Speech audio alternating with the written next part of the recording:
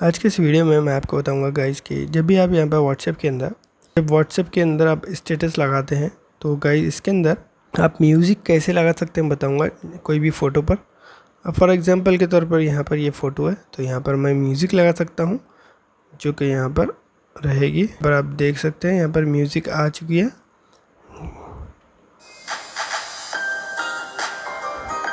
Instagram की जो भी जितने भी म्यूज़िक है, रील की, इंस्टाग्राम की, तो यहाँ पर म्यूज़िक यहाँ पर आपको दिखाई देंगे और यहाँ से आप इजीली सेट कर पाएंगे। अगर आपको म्यूज़िक का ऑप्शन नहीं दिखा रहा है तो आपको क्या करना होगा बताऊंगा अभी। तो अगर आपको सबसे पहली चीज़ आपको गूगल प्ले स्टोर पे आना है और यहाँ से आपको व्हाट्सएप को अपडेट कर लेना होगा।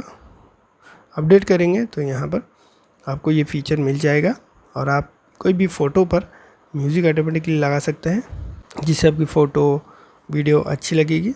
पर मैं भी लगा देता हूँ, तो यहाँ पर मैं भी लगा देता हूँ म्यूज़िक।